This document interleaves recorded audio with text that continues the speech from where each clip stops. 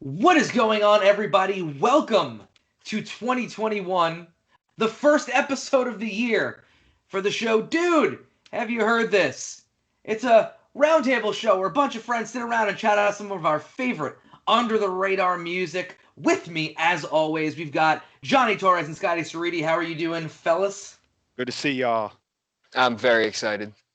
And joining us for the first time, we've been trying to get him on the show for this very, very special episode. None other than Doc Diamondfire. How you doing, Doc? Hello, I'm doing good. I'm glad to be here. I'm glad we managed to get the logistics worked out and the timing finally lined up. And let's talk crunch.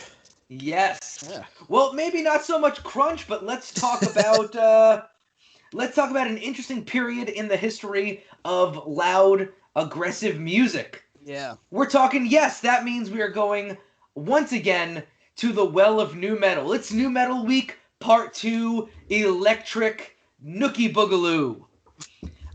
Let's just get right into it. As you guys know, if you're watching this, if you've seen the first time that we did a new metal episode, if you're not familiar with what new metal is, I'll give you a little crash course. New metal was a form of music coming out in the mid to late 90s, lasted for the most part in popularity until the early to mid 2000s, defined by down-tuned guitars and baggy pants and plenty of rap. That rap metal was a big thing.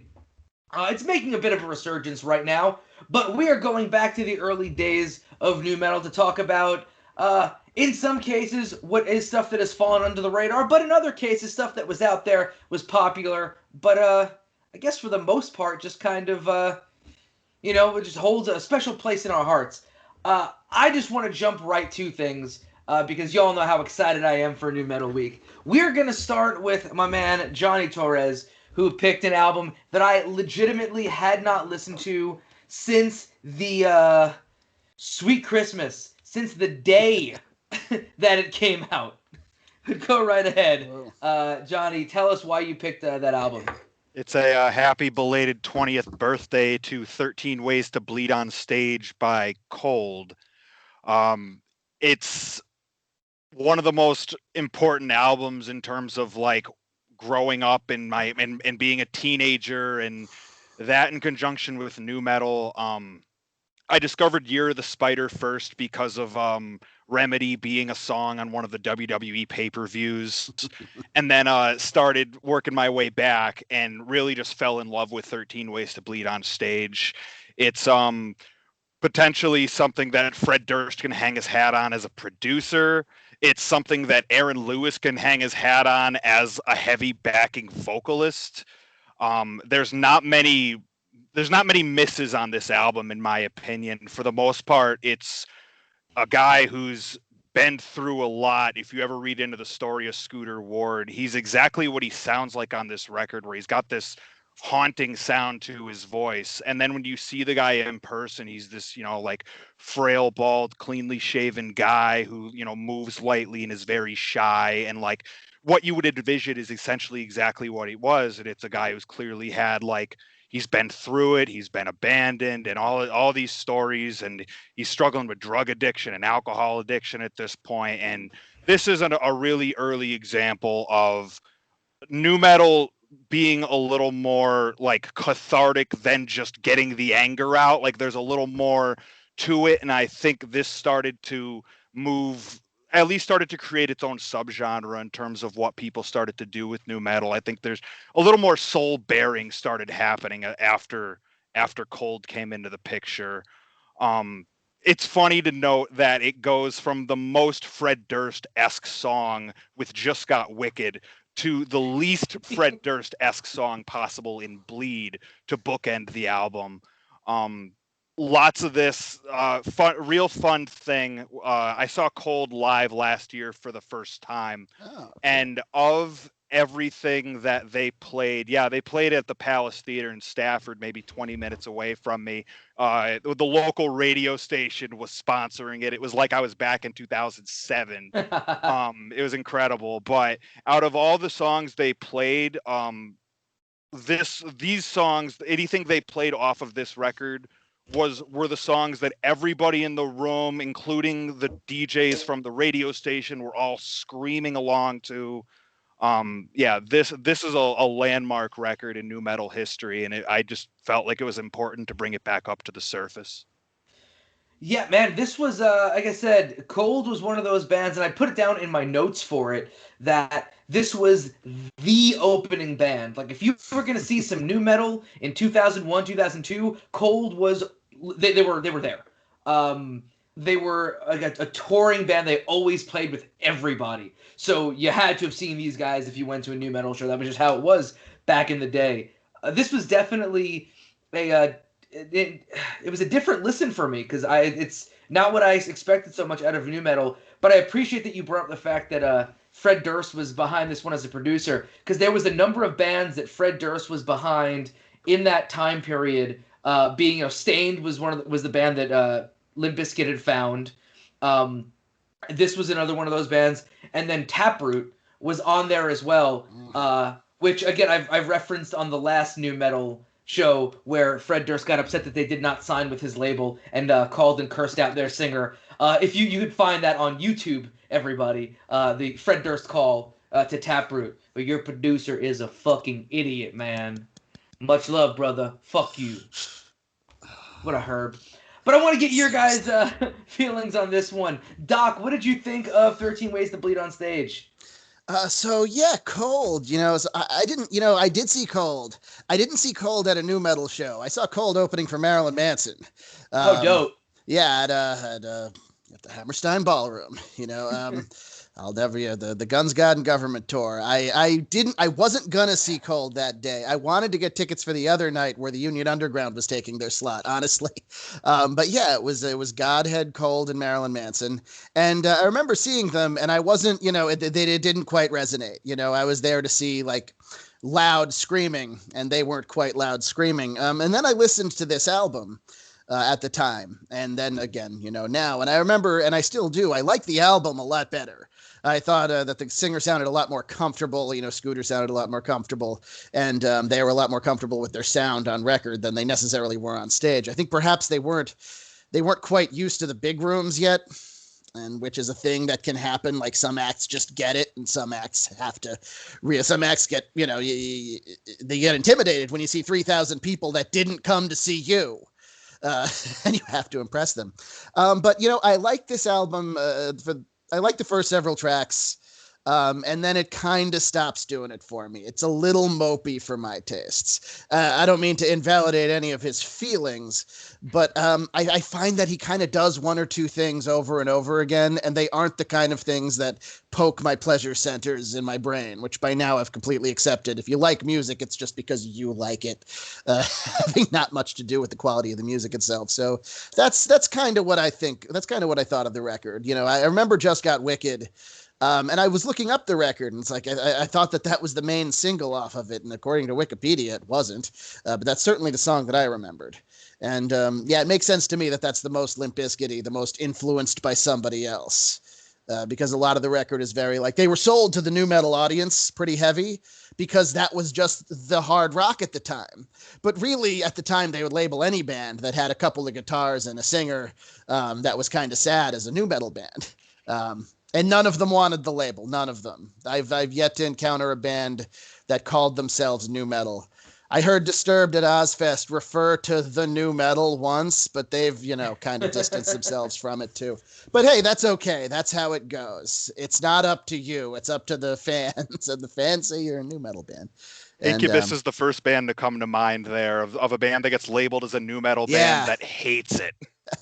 But they were Incubus so is an interesting story. That. Right. Oh, they're all over the place. They happened to put out an album that fit with that scene really well near the beginning of it with some really weird and interesting stuff on it. And then they put out several more albums of just kind of straight ahead rock and ballads.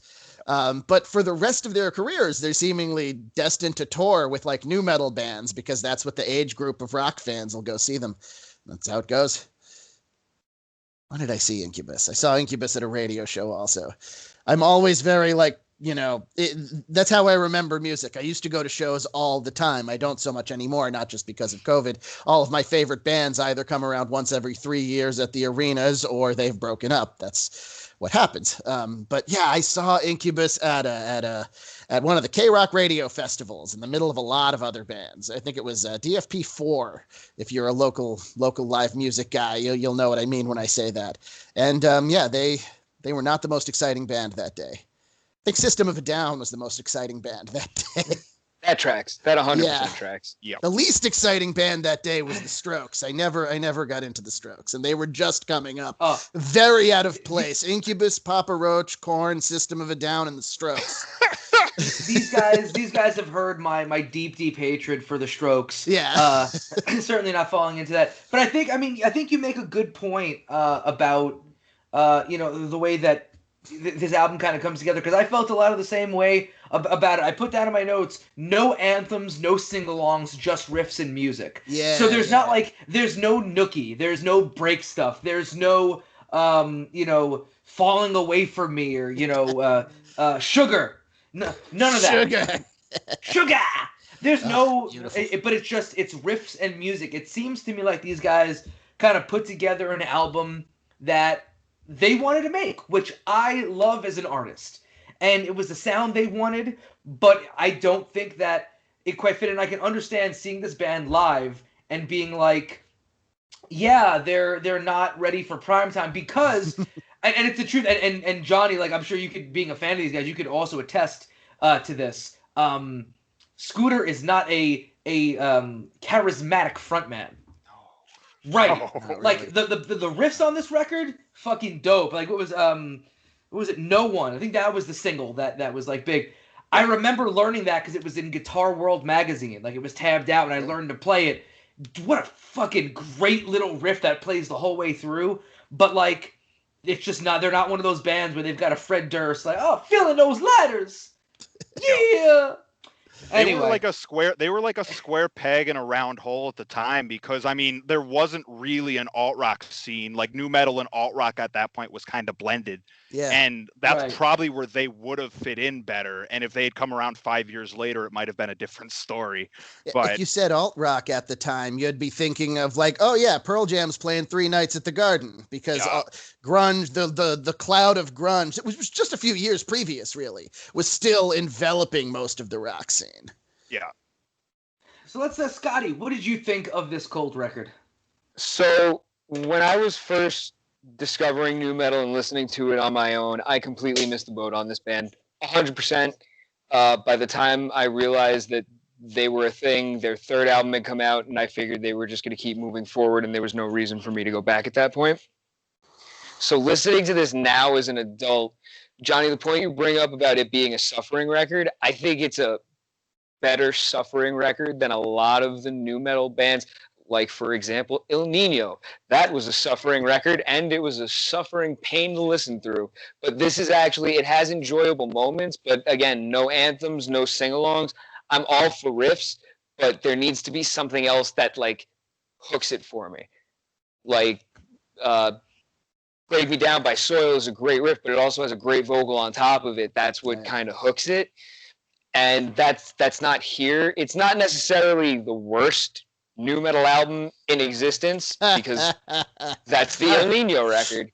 And but yeah, I enjoy it to a point. That's pretty much the way it breaks down for me. Is it hits a certain point where it's like, all right, I got what I needed from this, and I don't really need to proceed forward. Funny, because Year of the Spider, which follows it up, is the one that's like loaded with like the arena rock-esque anthems. Like Remedy is a song that billows throughout a room, and Stupid Girl is the encore all the bloody time. And so like it's like, I think that like they probably got that critique a whole bunch, because then they loaded up their next record with a whole bunch of sing-along-esque songs. Right. There were a few on this record where I felt like, had it been like, I don't know, maybe not had it been like on another record, but I think like Send in the Clowns I had fun with. It's All Good I had fun with. Say the entire It's All Good, Send in the Clowns, Same Drug, and Anti-Love Song kind of all together was like, all right, like this is where it screwed me, and then it kind of dipped out for me a bit. And yeah, I think from Just Got Wicked, which is, like you said, very much the Fred Durst song on here, that was like, oh, I'm gonna fucking despise this. But then it went from on, I'm like, okay, like, that was just them trying to appease Fred, sitting there going, Orlando and Frisco in the fucking, Jacksonville!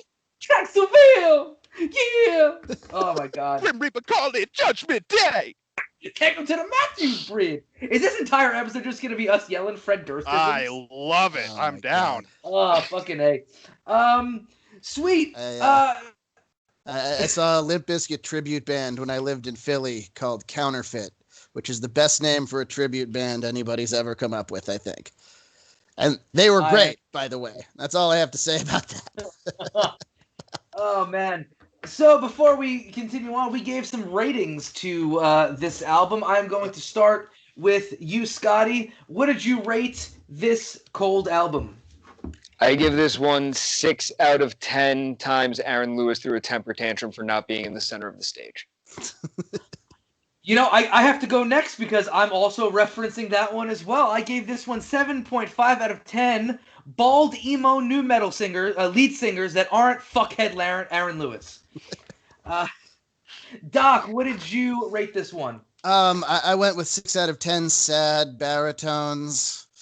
That's maybe not quite as directly descriptive as your previous ones, but I think it applies because you got a lot of sad baritones at the time, and I think that's about where we're placing it. Yeah, we just have to get our daggers out at Aaron Lewis. Yeah. I'm fine with that. I never really liked Stained. I remember the Stained album. The first one that hit was the first album I ever really got since being into like metal and really not liking it. Like putting it in my CD player and being like, this isn't what I thought it was. I don't like this guy. Well, no. Fun fact, and Johnny could attest to this as well before we get his rating on it. Aaron Lewis does have a wrestling connection. Do you want to give that up, Johnny? Or do you want me to hop in with that? What do we got? Oh, it's Big Bacon Brad Hollister. Aaron Lewis is his cousin. Really? Yeah. That's always funny whenever we bring that kind of stuff up. But anyway, Johnny, he got Shane Marvel free tickets to a Stained show, and I guess Aaron Lewis is like the worst to have at Thanksgiving. Like they don't even invite him anymore.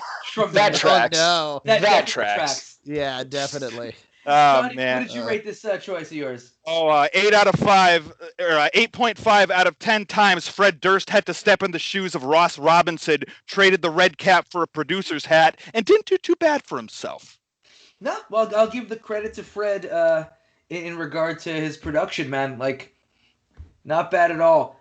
Before we move on, any other questions, comments, concerns, or feelings about 13 Ways to Bleed on Stage? Sweet. Let's move it on to Doc Diamondfire's choice. What did you pick and why? Okay, so I did see what some of y'all are picking, and like when you want kind of off the radar new metal stuff, I figure there's two directions you could go in. There's the giant glut of bands that were out at the turn of the millennium because it was so popular, and then there's also the bands that were big and stuck around and then just kept cranking out records that less and less people listened to. So I picked Full Circle by Drowning Pool. It was their third album. It has their third singer, Ryan McComb, previously and now of Soil, who I always thought was very underrated. And I picked it because I remember listening to it for the first time. I heard a song or two from it on Pandora because I was listening to Pandora at the time, thinking, oh, Drowning Pool's still around, because I wasn't a huge fan. I thought they were fine. I saw them a couple of times at Ozfest and everything. And then I listened to the album, and then I listened to it several more times. I found it to be full of catchy hooks and well-produced stuff by guys who at the time knew what they were doing. This was about 2008, 2009. It was when the music media at large had kind of pronounced nu metal dead. And but they were doing things like they were interviewing Sully Erna from Godsmack about it at his shows, that they were selling out amphitheaters across the country. And he was just like, what are you talking about? This is very, very popular. We're all still very popular. Drowning Pool wasn't as popular as Godsmack at this point. they were still just still going. They're still going, and they still managed to release like 5 singles off of each album that hover in like the 20s, 30s on mainstream rock radio, whatever that's still worth these days. And this would be kind of like that. I feel like if this album had come out 3 or 4 years earlier and had the right push on MTV, it could have done a lot better. Yeah.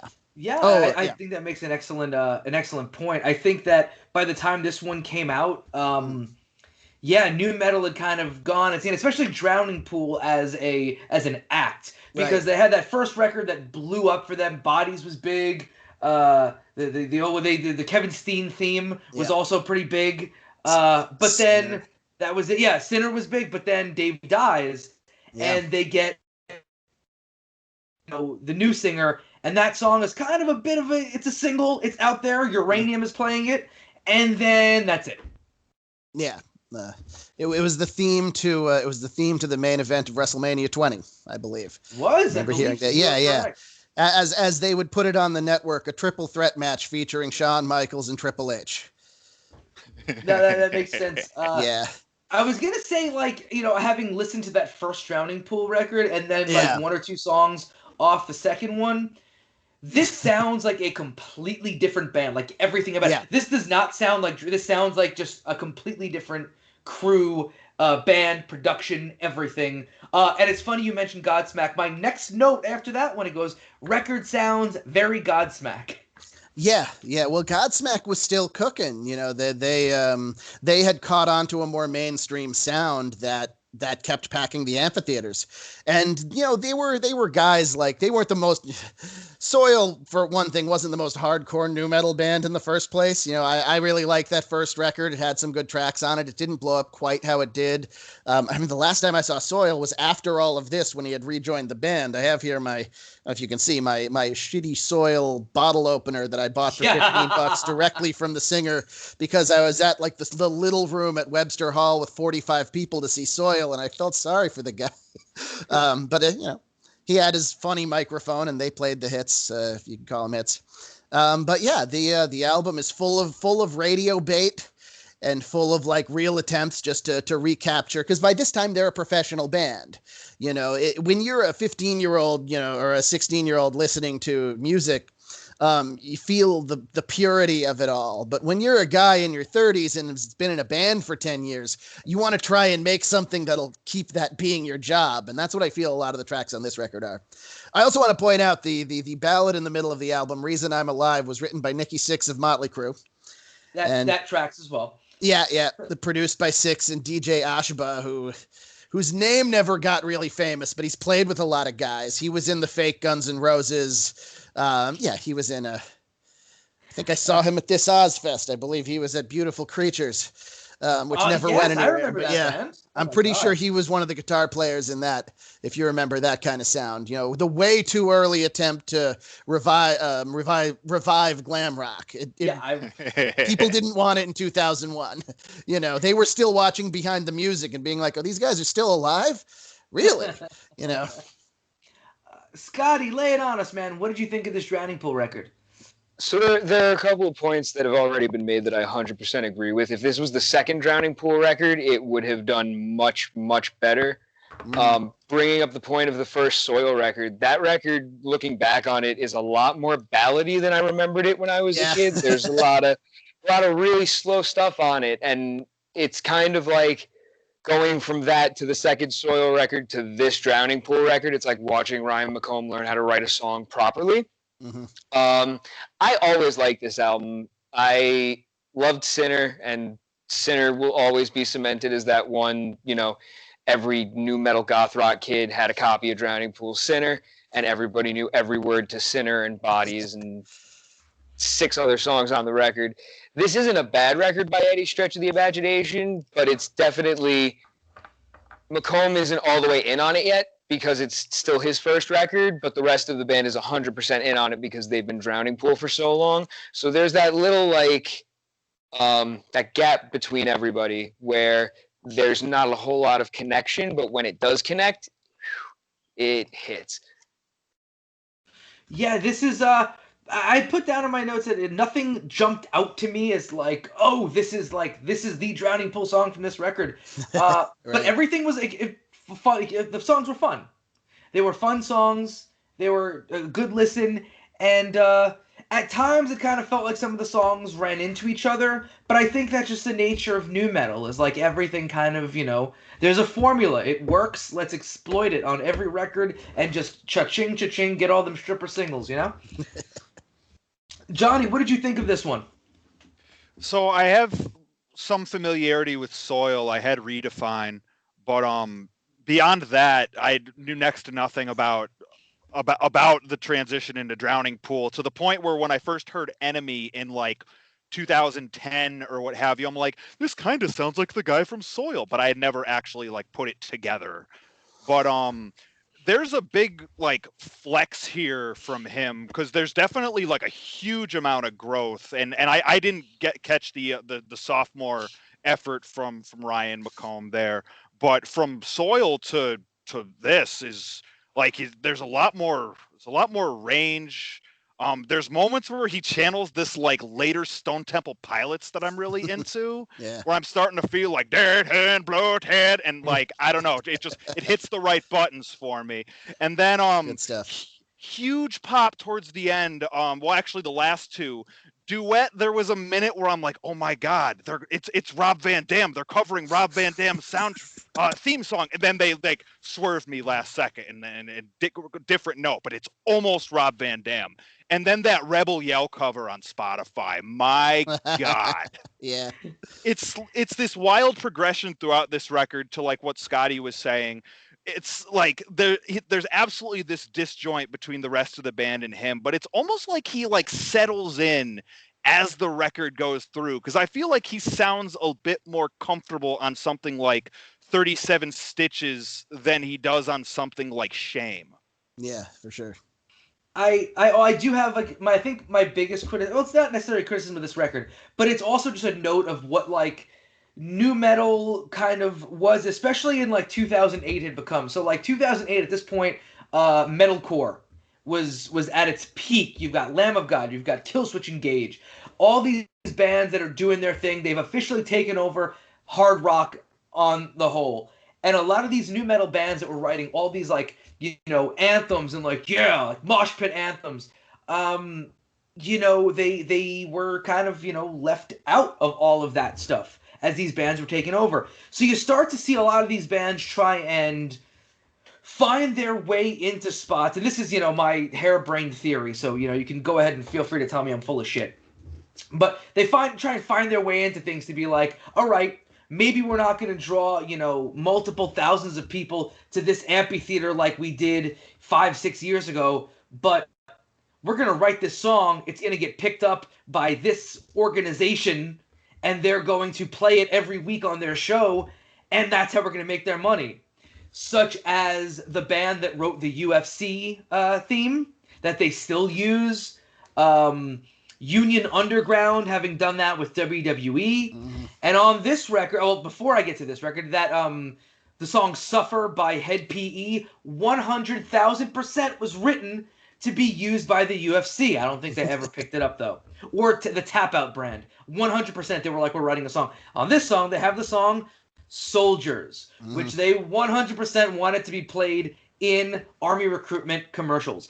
You cannot convince me otherwise that these guys were not like, no, we're writing the song and we're going to make bank every time they run a commercial for the Army.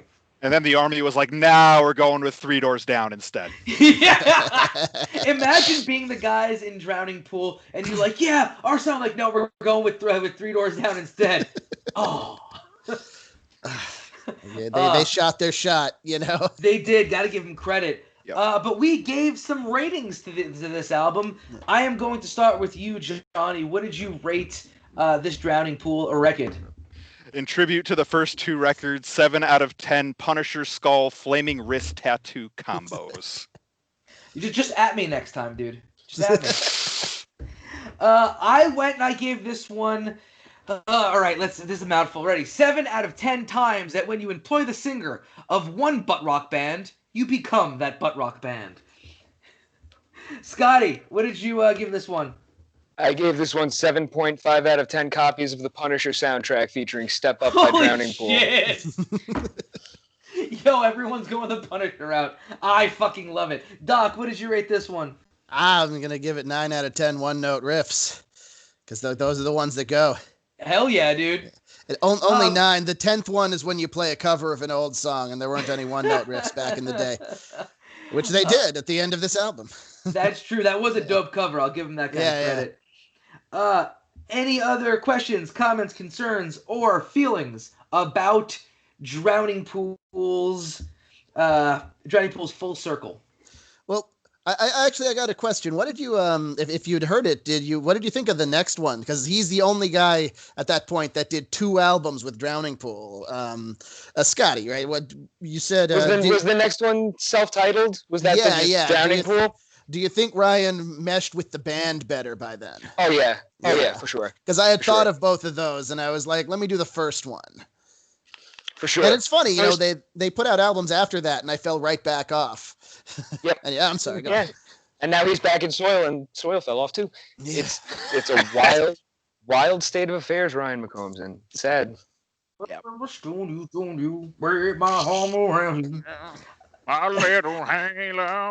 I was gonna say, like, between this record was very much also for me, like, if we're doing any extra comments, this is my extra comment. It was very much like we were getting into that, like, very much into that territory of nu metal, which for me, like, I'll take the rap metal guys with the eyebrow piercings all day over the those fellas. Over like Stone Temple Pilots trying to be nu metal. Yes. All right, let's go ahead and go with Scotty's pick. I am actually very stoked to talk about this one. So, Scotty, please lay it on us, my friend. Chat us up on your choice. So it was between 2 albums, both by bands that really only had one real album, and it was either going to be Burn It Black by Injected or this, and I went with Get Some by Snot. The first time I heard of this band, I had a mix of a bunch of System of a Down songs that were acquired a certain way, and Starlit Eyes from the tribute album that came out after this record was on it, and it had Serge Tankian on vocals from System of a Down, but the band behind him was on 6 different types of drugs because it did not sound anything remotely like anything Serge Tankian would sing on. And then years later, I listened to this album for the first time from front to back, and there was that point, and we brought it up with Incubus when they released Science, where there were some funky metal bands that were just kicking around and being lumped in with the whole nu metal scene, and Snot's one of those bands. This is one of the funkiest records you'll ever hear. Lynn Straight, the way he can go from just the song Snot, just the screaming right into it, and then kind of just evening out and then going right back to the screaming. It was effortless. This is the only record they released as a full band to date. They are back together with a new singer. I will not have anything to do with that. But this is like like not a lot of people know about this record, and I think it's a disservice because this is like, I think it's better than anything Head PE put out. I think it's better than anything any of those other jabron fucking funk metal bands put out, and it just kind of just sits there. And it doesn't really do much of anything in the metal scene, and it kind of bums me out. So I wanted to bring it to everybody's attention. Yeah, this one was on my list too. In terms of like my long list of albums to pick for this show, this was on there because I think this band. I remember them having like such like hype behind, like they were going to be the next big thing in the genre, and then unfortunately, Lynn Straight dies and. Boom, like that's it for these guys. They put out this record, which I think is a brilliant heavy record.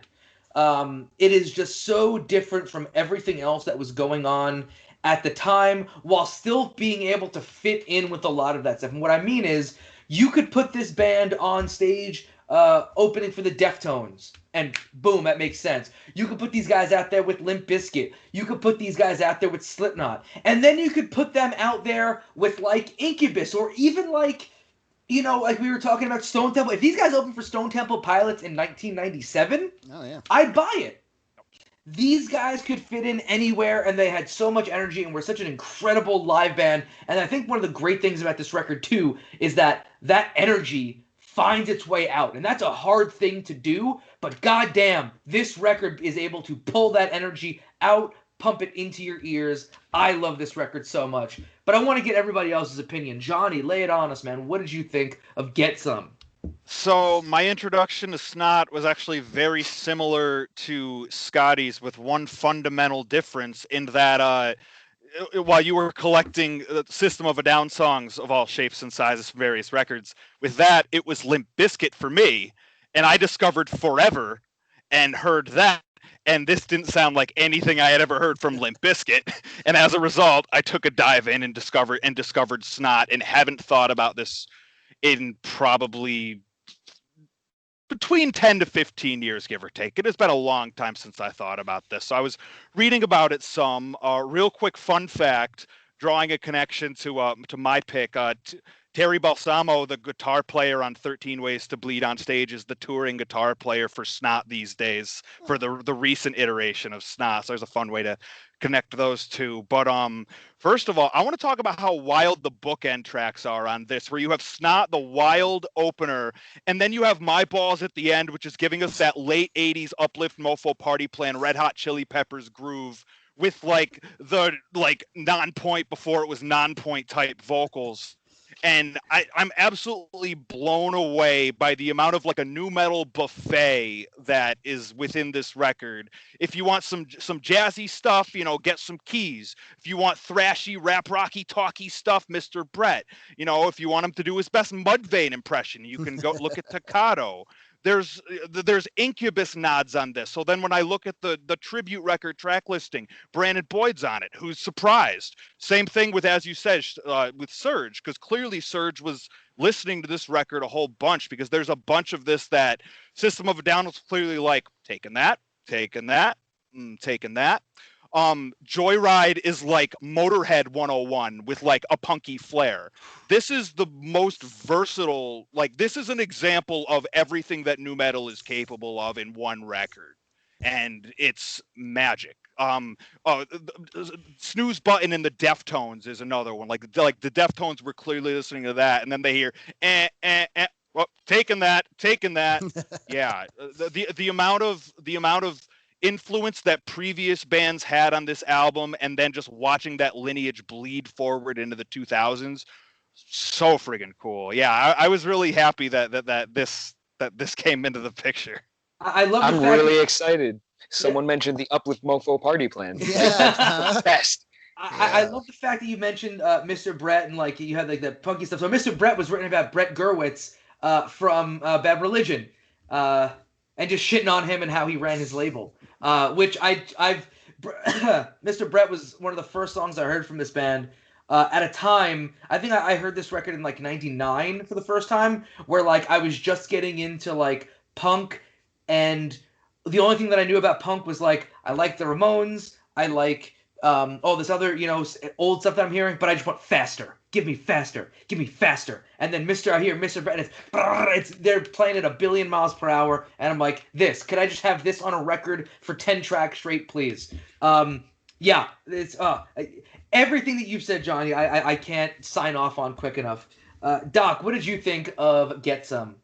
I thought it was great. I'd never really, I'd heard it before, I think, but I never really listened to it before. I've been aware of Snot. I guess I found out about Snot through the tribute album, the Straight Up. I was and Angel Sun by Seven Dust, which it really blew them out of the water a little bit. Hey, Seven Dust has some range. They can't just do the one thing.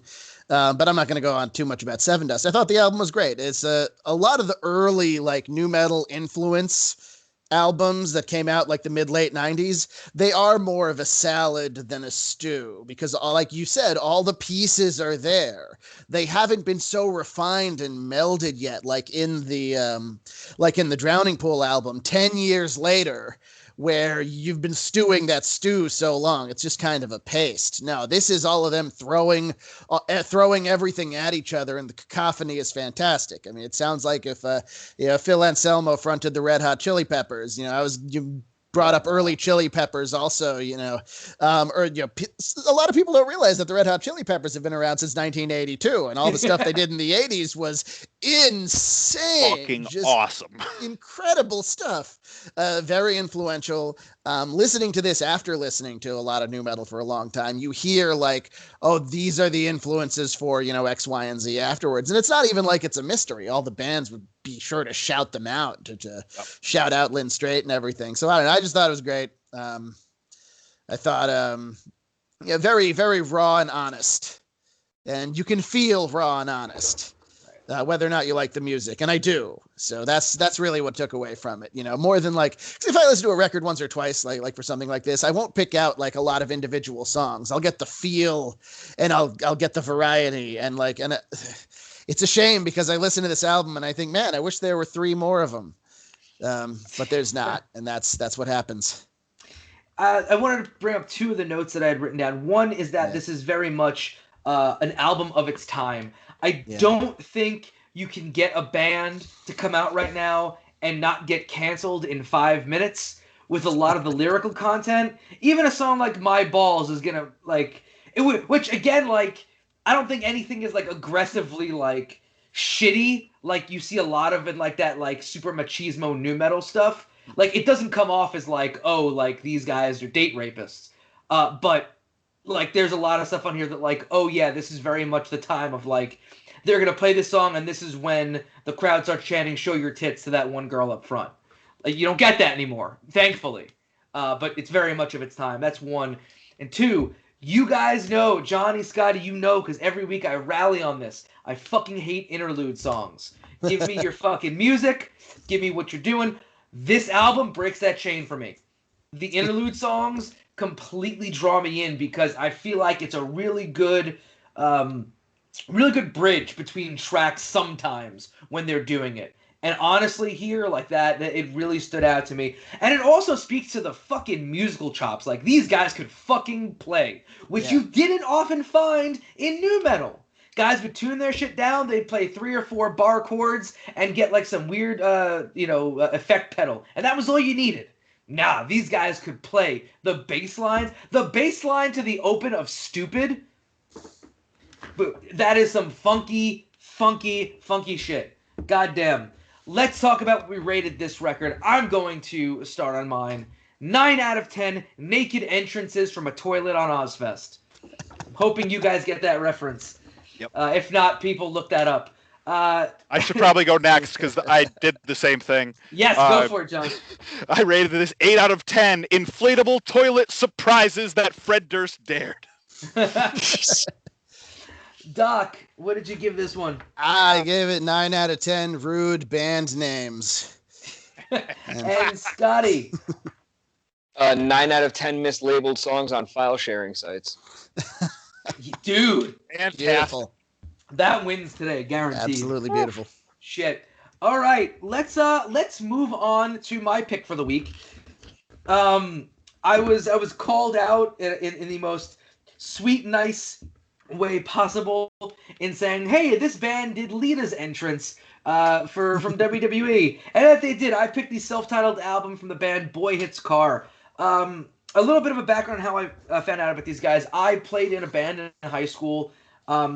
We were a nu metal band, but everybody else besides me in the band was a vegan, and different experience for me. But they played the song for me. I think it was as I watched The Sun Fuck the Ocean, which is the 3rd track on this record. And there's a line in there that they would all write in their notebooks because that's what we did at the time.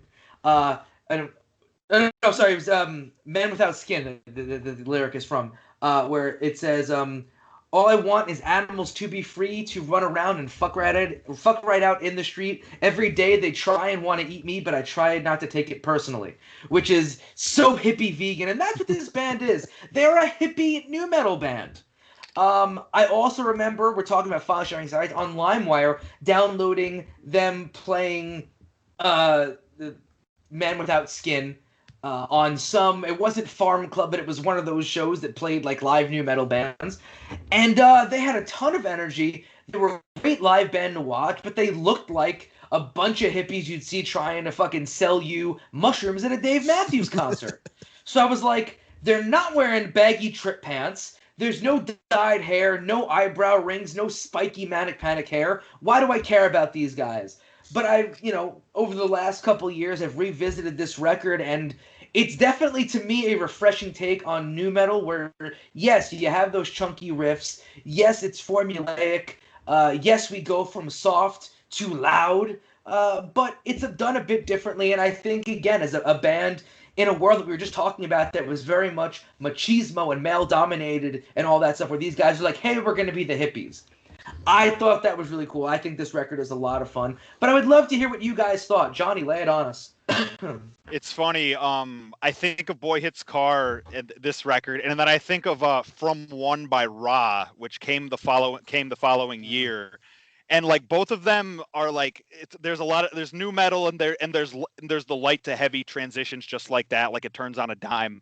But there's like this it's like an Egyptian sound or a sitar-esque sound that permeates throughout the whole record, and both of them really have that in common. So I've always lumped these two together, even though and then there's that Lita's theme song that I would play on Forcible Entry while I'd play Tony Hawk's Pro Skater 3 on my original Xbox. So that's always what I thought was there's this raw dynamic that they have, and then they have the heavy Lita entrance, so fuck your rules, man stuff, which is also really, really great. So seeing the amalgam of the two and just seeing where the gap actually bridges with a front to back trip down this record was a delight. Every now and then they take a dive into some of the nu metal tropes that we know and love. We get some rap rocky stuff every now and then. Lovecore is something that I could potentially put on nu metal's greatest hits if it was a 3-disc comp or something. But then you get songs like Going to India, which mixes its influences, a little bit of nu metal flavor there, but then it's also got a really, really cool intro.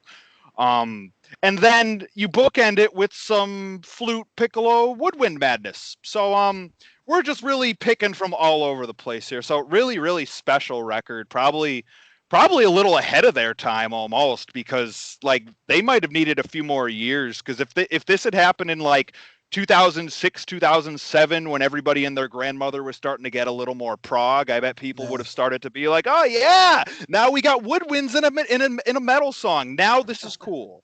But I think they might have just been a little ahead of their time. Yeah, I definitely think that there's, again, it's that having gone to so many nu metal shows back in the day, I could not imagine going to see a band like 40 Below Summer with their angry fat Jersey fans. No offense, I know that's your hometown, Scotty, but you'll admit you go to a 40 Below Summer show and nobody was under 200 pounds. I'm in Pennsylvania now. Fuck them.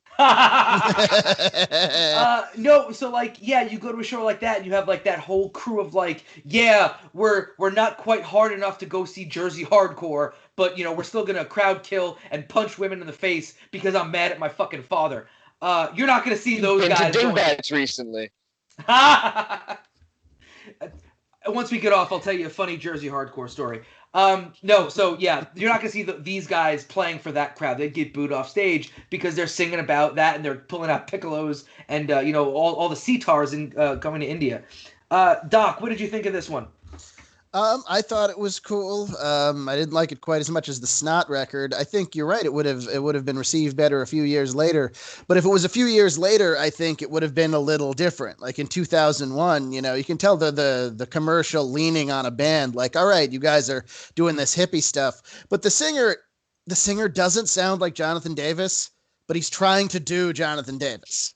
And how that kind of comes off is, whereas Jonathan Davis has the whine where he sounds like maybe he'll stab you, he just kind of sounds like he's whining.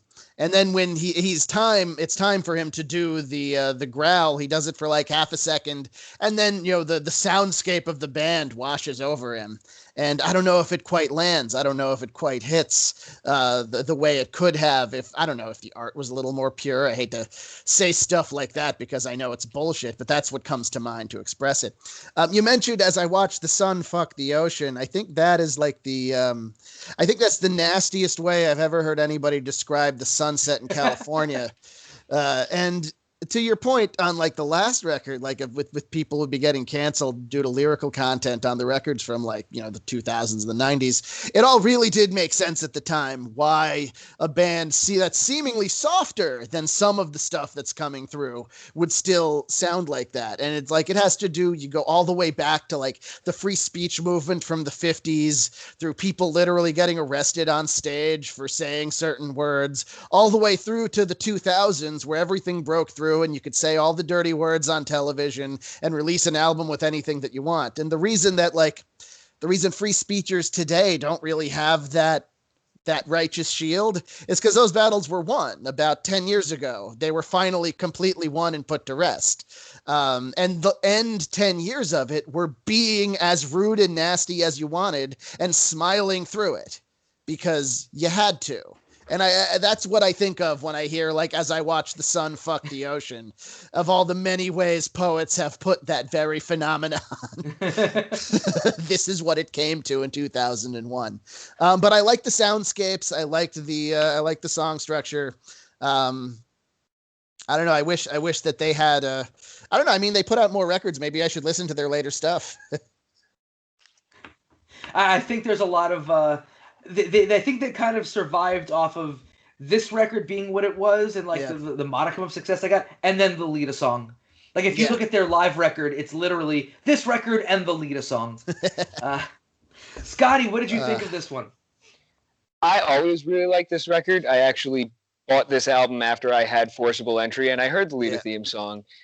It's really interesting that you mentioned like the hippie angle, because if you think about it, there are a couple points in popular music where like something really abrasive was happening and there was a group of hippies that came along and got as much success as the really abrasive shit. Blind Melon and Spin Doctors, for example. They were the hippies while Nirvana was out there smashing guitars and Kurt Cobain was wearing dresses and jumping on Dave Grohl and shit. It took me a long time to realize that there's a whole lot of 12-string guitar on this record because I never, like, when I was younger, I couldn't pull that. I didn't listen to the Byrds or anything like that, so I couldn't be like, oh, that's a fucking, yeah, okay. This record is really the last record I liked by them because their next one didn't really hit me the same way. But then they put out a live record that has the Lita song on it, and that was a fucking banger. That was really good. Maybe I'll check it out. Yeah, I think it's a fun one. Like I said, they have a lot of energy, this band. And I think I've discussed that here before, like energy is what draws me into all art. And I think that's what did it for me on this one. I thought this was a record, and the reason I picked it for the show was just simply because if you ask most people who even like really dig nu metal, they're like, yeah, I've never heard of this band. And I feel like, they did something different. They should definitely there should definitely be more there. Like, you know, all the crap that played Ozfest, Doc, what I'm talking about. I do very well. And you know, all these bands sounded freaking identical, and like these guys tried something different. So I wish that they got a little bit more out of it. But we gave this record some ratings. I'm going to start with you, Johnny. What did you rate this one?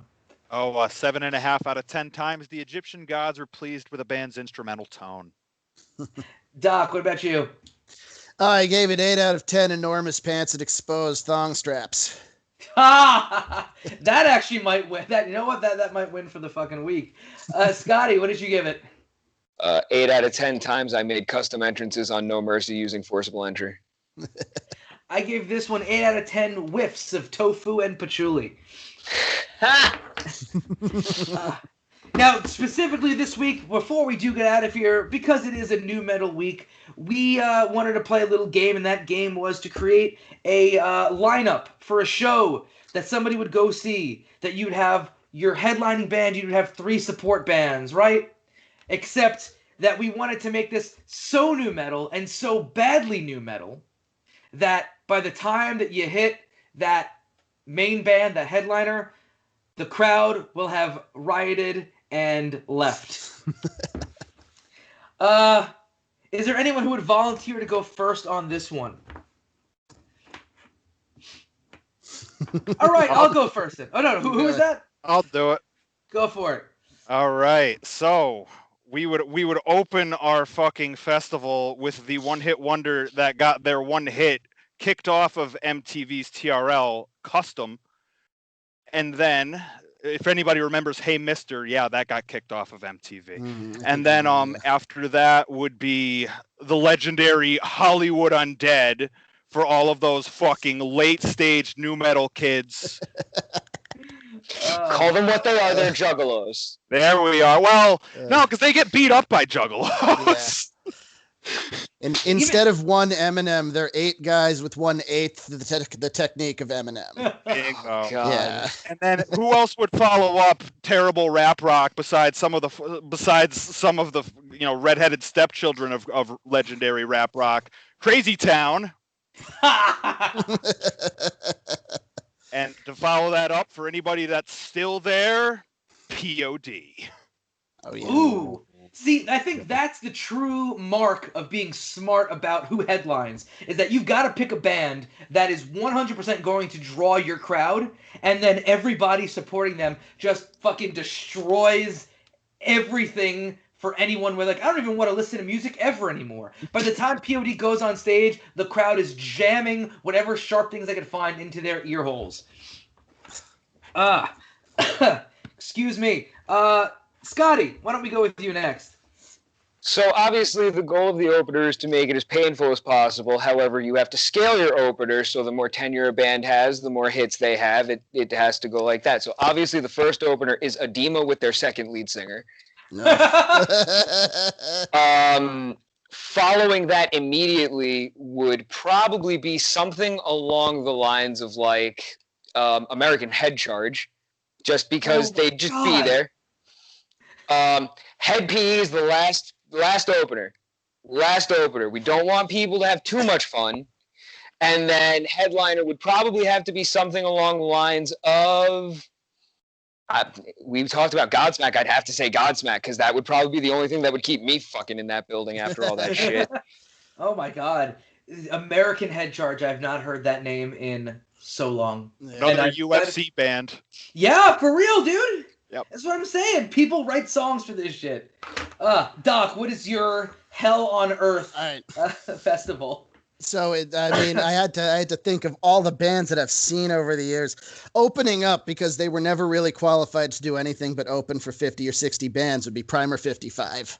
I saw them a couple times, and it's like, what do you? Everybody, I never quite got it. People like, oh yeah, they're gonna make it. They're gonna be the next big new. They just never broke through. They didn't have the chops. They couldn't do it. Then I'd have to pick Flaw, who I saw. Ooh. Yeah, right. They were pretty high up on the second stage at Ozfest one year, and that was as far as they got, because they couldn't do anything more than that. They were terrible. I think they still. Eyes and then. Oh yeah, they still are terrible. I believe. I think they're still together. Third, you got to go with Dope. Perennial onstage disappointments. Dope. I've seen Dope at least 5 times, just because they've always just been there. They got on the bill. I saw Static X a bunch of times. They were always opening for Static X.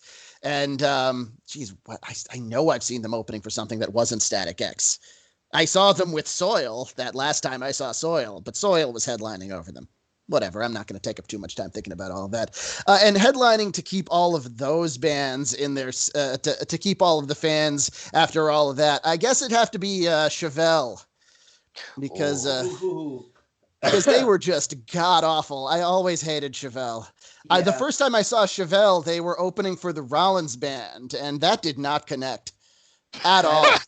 That's a weird lineup. Yeah, it was a weird lineup. As I was like, well, I got to see Henry Rollins before he either dies or retires, and I did.